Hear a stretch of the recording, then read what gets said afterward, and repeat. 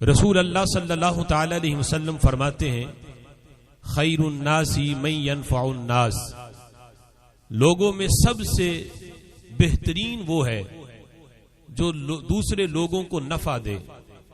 لوگوں میں سب سے بہتر وہ ہے جو دوسروں کے لیے نفع مند ہو، دوسروں کو نفع پہنچائے۔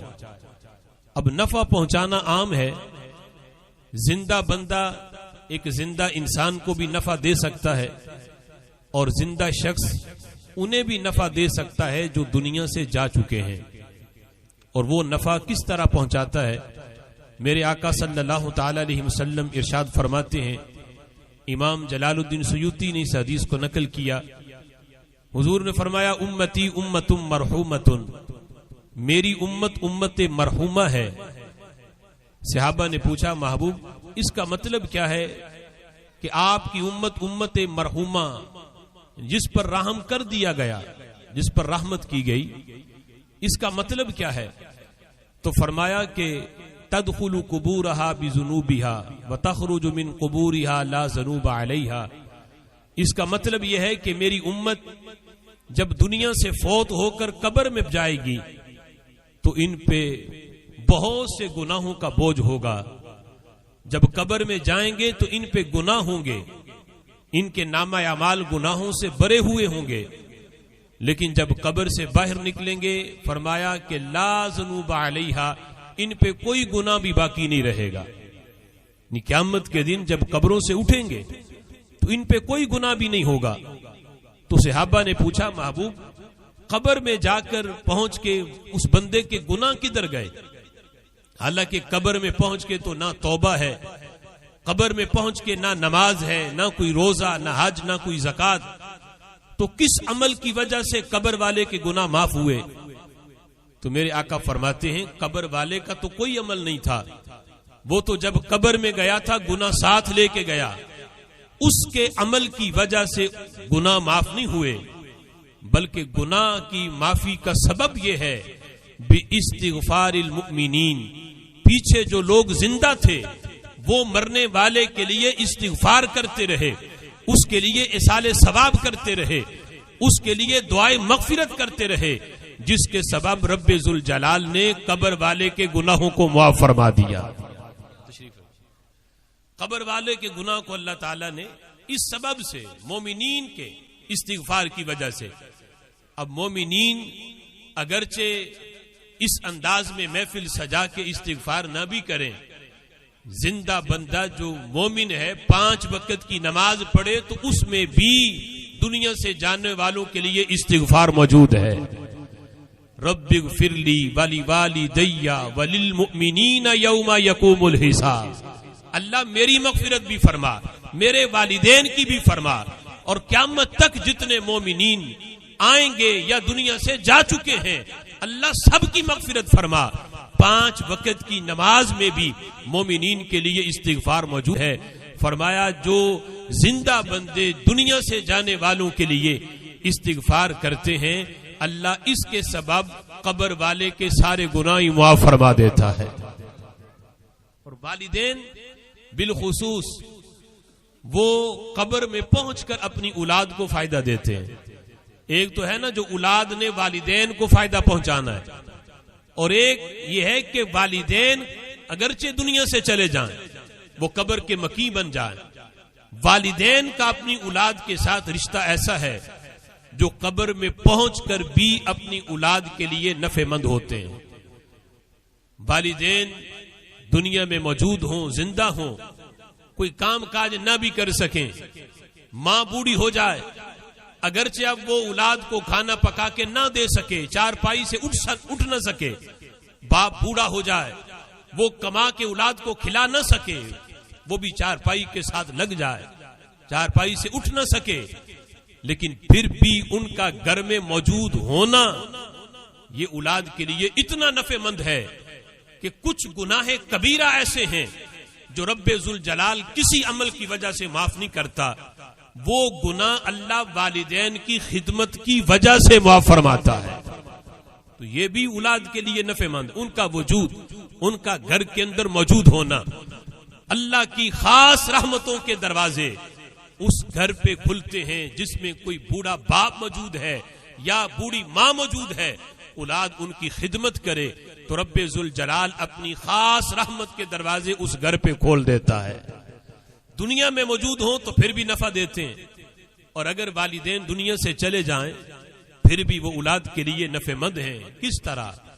میرے آقا فرماتے ہیں من زار قبر ابویہ او احدہما یوم الجمعہ، فرمایا جو بندہ اپنے والدین دونوں کی یا ان دونوں میں سے کسی ایک کی، جو بھی دنیا سے گیا ہے، باپ ہے یا ماں دنیا سے گئی، ہر جمعے کے دن ان کے قبر کی جا کے زیارت کرے، ماں کی نہیں، باپ کی نہیں، اب وہ کر نہیں سکتا چونکہ وہ دنیا سے جا چکے، جس قبر میں وہ مدفون ہے اس مٹی کی جا کے زیارت کرے، اس مٹی کو ہی دیکھ لے تو کتنا فائدہ ملتا ہے۔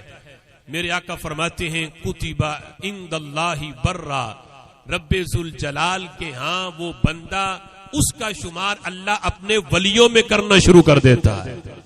یعنی ایک وقت آتا ہے کتب لہ عند اللہ برا، لکھا جاتا ہے رب ذوالجلال کے نزدیک یہ بندہ نیک ہے، اس کا شمار نیکوکاروں میں ہوتا ہے۔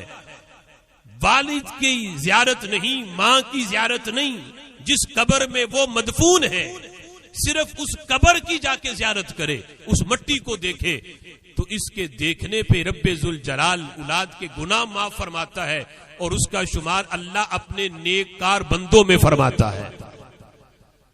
اب دیکھو کتنا اجر ہے۔ والدین دنیا سے چلے گئے، ان کی قبر کی مٹی کو دیکھنے پہ جب اتنا ثواب ہے تو سوچو جب زندہ ہوں تو پھر ان کی زیارت اور ان کی خدمت کرنے پہ اللہ کتنا اجر و ثواب عطا فرماتا ہوگا۔ ایک فائدہ یہ بھی ہے قبر کو دیکھنے پہ اجر و ثواب اولاد کو ملتا ہے، اور دوسرا فائدہ یہ ہے، مشکات میں حدیث ہے، میرے آقا فرماتے ہیں ان اللہ لیرفع الدرجۃ للعبد الصالح فی الجنہ، رب ذوالجلال جنت میں اپنے ایک بندے کے درجے کو بلند فرماتا ہے۔ جب جنت میں اس کا درجہ بلند ہوتا ہے تو وہ بندہ اللہ کی بارگاہ میں عرض کرتا ہے فیقول یا رب ان لی ہذہ، اے اللہ میرے درجات میں جو آئے دن ترقی ہو رہی ہے کہ ہر دن میرا درجہ جنت میں بڑھ رہا ہے، سبب کیا ہے؟ مجھے میرے اعمال کی وجہ سے جنت ملنی تھی، مل گئی، اب میں نہ تو قبر میں آ کے کوئی نماز پڑھ رہا ہوں، نہ کوئی روزہ ہے، نہ کوئی حج ہے، نہ کوئی زکوٰۃ ہے، تو ہر دن میرے درجات کی ترقی کا سبب کیا ہے؟ اور جنت کا ایک درجے سے لے کے دوسرے درجے کے درمیان اتنا فاصلہ ہے جتنا زمین سے لے کے آسمان کے درمیان فاصلہ ہے، 500 سال کی مسافت، اتنا بڑا درجہ جب اس کا بلند ہوتا ہے، وہ کہتا ہے اللہ میرے درجے میں ترقی کا سبب کیا ہے؟ تو میرے آقا فرماتے ہیں رب ذوالجلال کی طرف سے اس بندے کو جواب دیا جاتا ہے اے بندے تو نے تو مزید کوئی عمل ایسا نہیں کیا کہ تیرے درجات میں ترقی ہو، ہر روز جو تیرا درجہ بڑھ رہا ہے اس کے بڑھنے کا سبب یہ ہے باستغفاری والدک لک، کہ تو قبر میں پہنچا، پیچھے جو تو نے اولاد چھوڑی ہے وہ اولاد بڑی نیک ہے، اس نے تمہیں بلایا نہیں، وہ تمہیں بھولے نہیں، وہ تیرے لیے استغفار کرتے ہیں، تیرے لیے دعائیں مغفرت کرتے ہیں، تیرے لیے اصال ثواب کی محافل کا انعقاد کرتے ہیں۔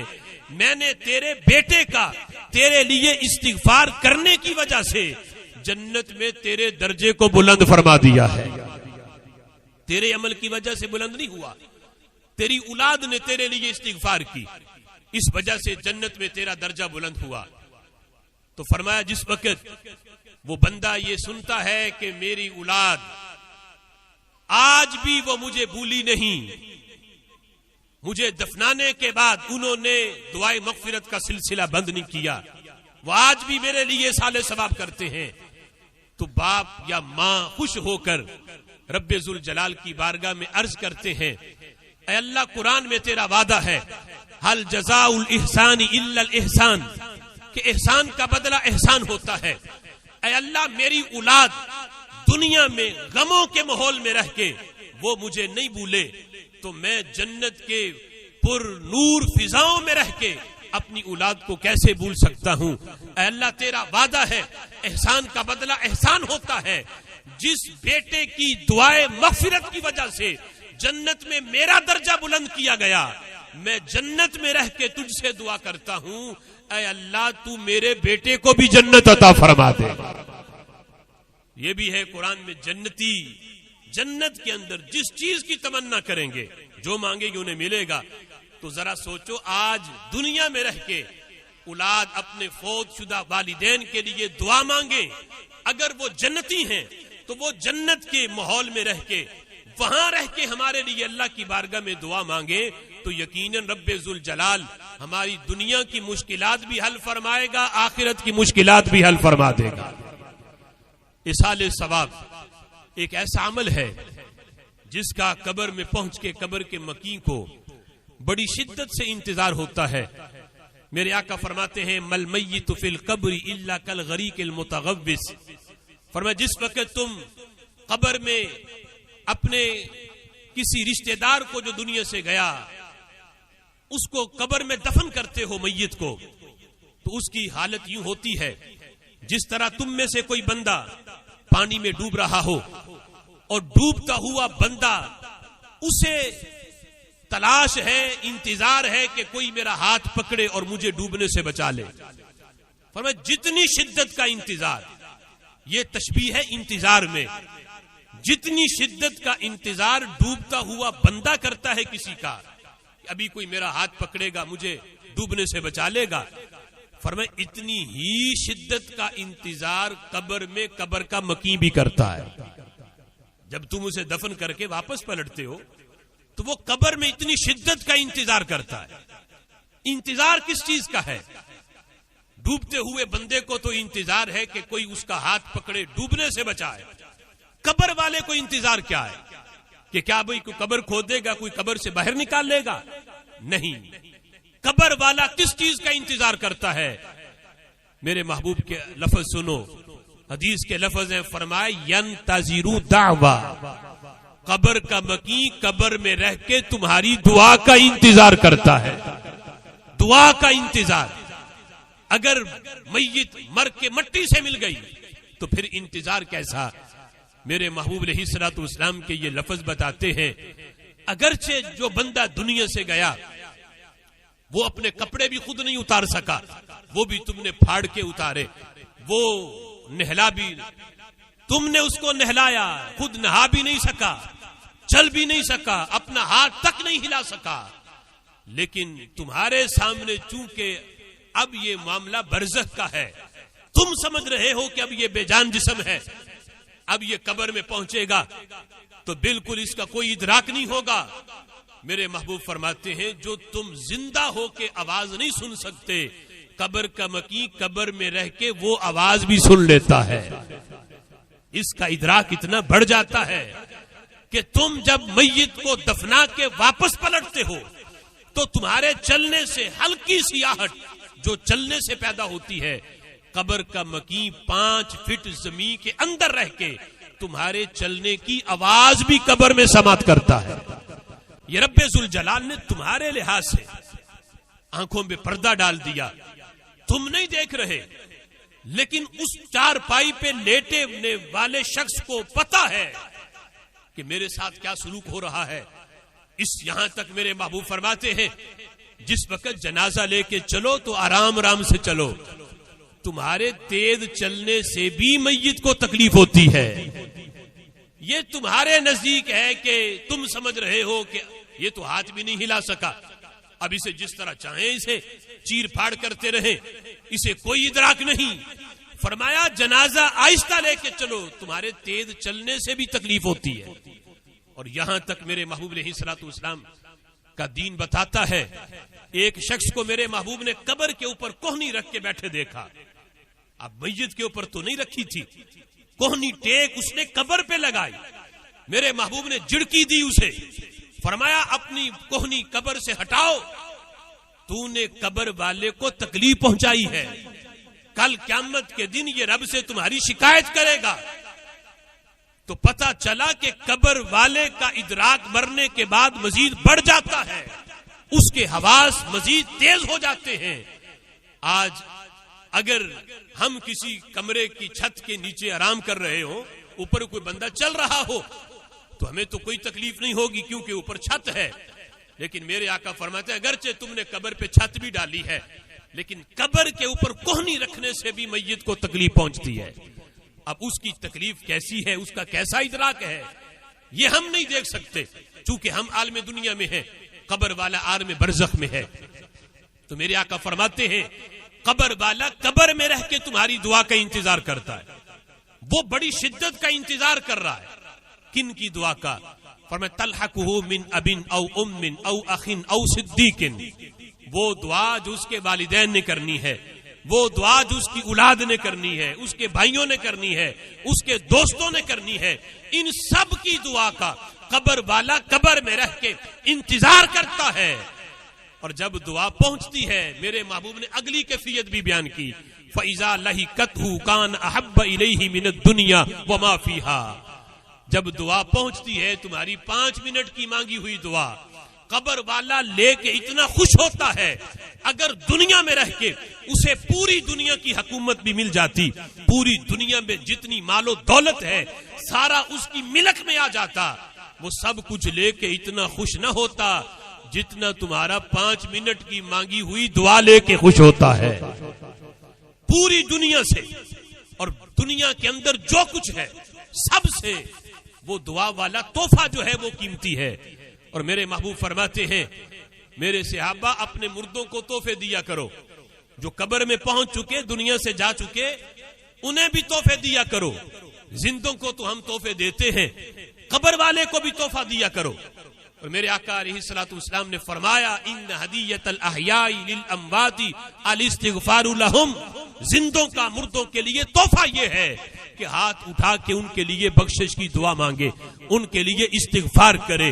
یہ تحفہ ان کے لیے اتنا بڑا تحفہ ہے کہ پوری دنیا وما فیہا سے یہ تحفہ ان کے لیے سب سے بہتر قرار پاتا ہے۔ اور ایصال ثواب یہ ایسا عمل ہے کہ جس کا جو بندہ کرے اسے بھی فائدہ ہے اور جس کے لیے کیا جائے اسے بھی فائدہ ہے۔ آج کچھ لوگ یہ سمجھتے ہیں کہ بندہ اس کو اپنے اعمال کا ہی فائدہ ہوتا ہے، قبر میں جانے کے بعد دوسروں کا عمل اسے فائدہ نہیں دے سکتا۔ یہ آج کچھ لوگوں کا گمان ہے۔ اسی بنیاد پر وہ نماز جنازہ سے فوراً بعد بھی دعا نہیں مانگتے، وہ کہتے ہیں ٹھیک ہے جنازہ پڑھ لیا آپ دفن کرو۔ نہ ان کے ہاں قل شریف کی محافل ہے، نہ جو ہے وہ 10ویں کا ختم ہے، نہ چہلم ہے، نہ سالانہ ہے، یعنی کسی انداز میں وہ دعا کے قائل ہی نہیں۔ نظریہ یہ ہے کہ ہم دعا مانگیں کیوں، قبر والے کو فائدہ ہی کوئی نہیں۔ لیکن میرے آقا علیہ الصلوۃ والسلام بلکہ قرآن میں اللہ فرماتا ہے والذین جاؤوا من بعدهم یقولون ربنا اغفر لنا ولاخواننا الذین سبقونا بالایمان۔ 3 آیات سورہ حشر میں اللہ نے بالترتیب بیان کی۔ پہلی آیت میں اللہ نے مہاجرین کا ذکر کیا، دوسری آیت میں اللہ نے انصار کا ذکر کیا، اور تیسری آیت میں اللہ نے قیامت تک آنے والے مومنین کا ذکر کیا۔ اور مومنین کی شان اللہ نے پتہ کیا بیان کی؟ یہ نہیں فرمایا وہ مومن، تیسرے نمبر پہ وہ لوگ جو نمازیں بڑی پڑھیں گے، جو روزے بڑے رکھیں گے، جو حج بڑے کریں گے، اگرچہ یہ سارے کام یہ امت کرتی ہے، لیکن اللہ فرماتا ہے تیسرے خوش نصیبوں کی شان یہ ہے کہ جب بھی وہ اپنے لیے دعا کرتے ہیں، اپنے جو پہلے ان کے بھائی ایمان کی حالت سے دنیا سے جا چکے ہیں وہ انہیں بھولتے نہیں، جب بھی اپنے لیے دعا مانگتے ہیں تو اپنے فوت شدگان کے لیے بھی دعائے مغفرت ضرور کرتے ہیں۔ یہ ان مومنین کی شان ہے جن کے اندر یہ وصف پایا جائے سمجھو وہ بندہ مومن ہے۔ ان 3 آیتوں کے اندر رب ذوالجلال نے مومنین کا ذکر کیا، یا وہ مہاجر ہوں گے یا وہ انصار ہوں گے، تیسرے نمبر پہ وہ مومن ہوں گے جو اپنے لیے بھی دعا کے قائل ہیں، اپنے فوت شدگان کے لیے بھی دعا کے قائل ہیں۔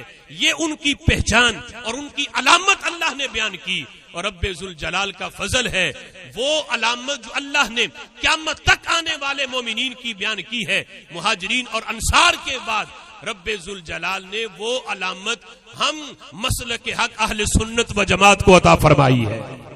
ہم مہاجرین کے لیے بھی دعا کرتے ہیں, انصار کے لیے بھی دعا کرتے ہیں, اور قیامت تک جتنے مومنین ہیں بلکہ جو ان کے بعد بھی دنیا سے جا چکے ہم سے پہلے, ہم ان کے لیے بھی دعا مانگتے ہیں, اس لیے کہ ہمارا نظریہ ہے اپنے لیے مانگو پھر بھی قبول ہوتی ہے, دنیا سے جو جا چکے ان کے لیے مانگو تو اللہ اپنے حق میں پہلے قبول فرماتا ہے. یہ بھی حدیث پاک ہے.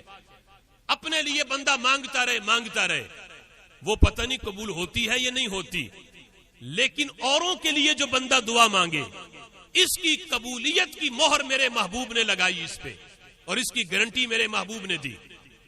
فرمایا جو اوروں کے لیے دعا مانگے, اللہ ایک فرشتے کی ڈیوٹی لگاتا ہے.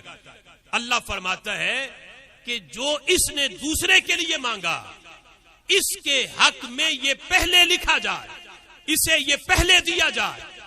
فرشتے کی ڈیوٹی لگاتا ہے, جو یہ اوروں کے لیے مانگ رہا ہے تو اس کے لیے مانگ. اللہ فرشتوں کی ڈیوٹی لگا دیتا ہے کہ یہ اوروں کے لیے دعا مانگتا ہے, تمہاری ڈیوٹی ہے کہ تو اس بندہ مومن کے لیے دعا فرشتوں نے کرنی. ابھی کتنا عظیم عمل ہے. اوروں کے لیے دعا مانگیں تو اپنے حق میں اللہ پہلے قبول کرتا ہے, پہلے دعا مانگنے والے کے حق میں قبول ہوتی ہے. تو ایصال ثواب کی محافل کا مقصد یہ ہے, ہم یہاں بیٹھ کے دعا مانگیں گے, اللہ بائی سلامت جو دنیا سے جا چکے ان کی مغفرت فرما, ان کے گناہوں کو معاف فرما, ان کی قبر کی منزلوں کو آسان بنا. ہم ان کے لیے مانگیں گے, اللہ ہمارے حق میں یہ دعائیں پہلے قبول فرما لے گا. دنیا بھی بہتر ہو جائے گی اور اللہ کے فضل سے آخرت میں بھی بیڑے پار ہو جائیں گے. اللہ تعالیٰ کی بارگاہ میں دعا ہے, جو سنا اللہ تعالیٰ اس پہ عمل کرنے کی توفیق عطا فرمائے. رب ذوالجلال ہمیں اپنی دعاؤں میں اپنے فوت شدگان, اپنے والدین, دوست احباب کو یاد رکھنے کی توفیق عطا فرمائے. اور دعا ہے خصوصی کہ رب ذوالجلال مرحوم جن کے لیے سال ثواب کی یہ محفل سجی ہے, اللہ ان کی قبر پہ کروڑ رحمتوں کا نزول فرمائے. آمین بجاہ النبی.